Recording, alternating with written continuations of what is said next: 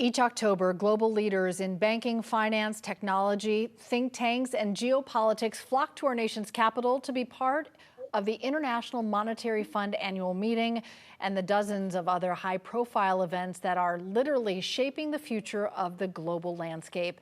And at the center of it all last week in Washington, and here to share his insights is Rubicon Digital Assets CEO and NYU professor Greg Johnson. Always good to see you, Greg. You too, Cheryl. It's great to be with you. First off, can you explain what the IMF does, why this institution should matter to everyday Americans? Well, as you said in the opening, this was a very, very big week on the global circuit. Anytime you go to a city and it's the highest week for hotel prices, you know there's a lot going on. It's like the Super Bowl of geopolitics and finance. We'll have to go back into our high school history class a little bit to talk about the origin of the IMF and why it's really important. And we as Americans have a lot to be proud of in this story. At the end of World War II, all the nations in the Allied side gathered in New Hampshire, in a place called Bretton Woods, New Hampshire. It's kind of a quaint ski resort.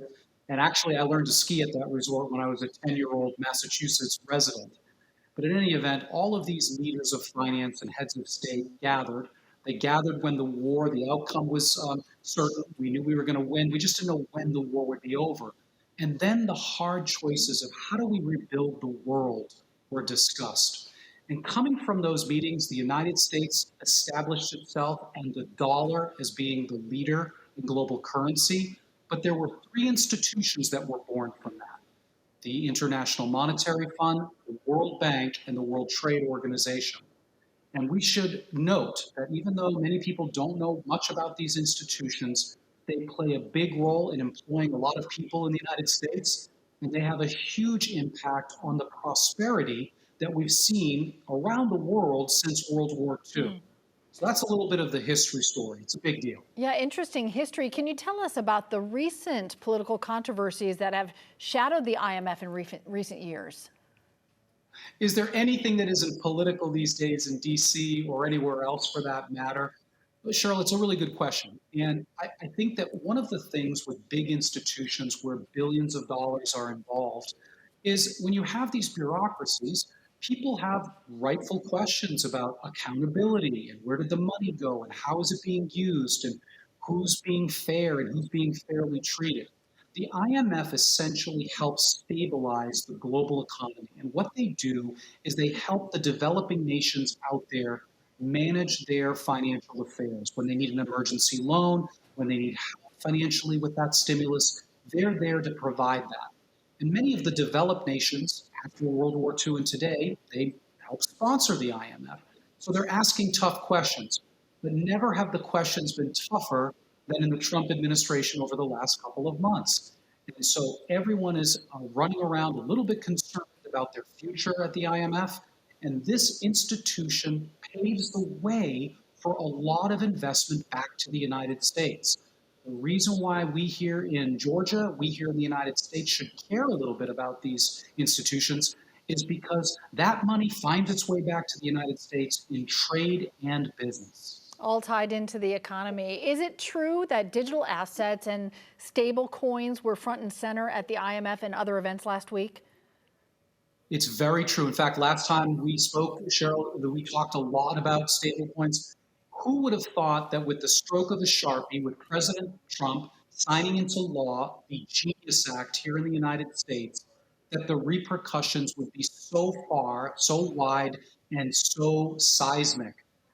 If you had on your bingo card stable coins on the main stage at the IMF meetings in Washington this past week, you were very, very special. Nobody saw that coming.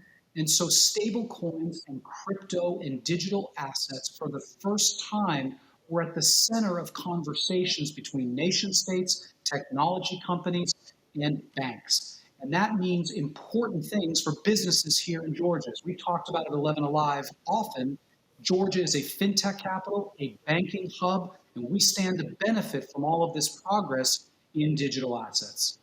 You know, since we last saw you, there have been several major headlines from the crypto industry, including one from the White House just this afternoon. Can you tell us what we need to know about those developments? Yeah, I'll start with the one that's breaking news, literally. Many of the viewers have heard of a company called Binance. It's the largest crypto exchange in the world.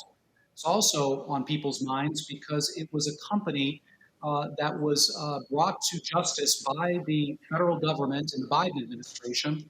Its founder, a man who goes by his initials CZ, its CEO, was actually jailed in the United States for many, many months, and they received what was the largest fine in the history of our federal government sanctioning efforts.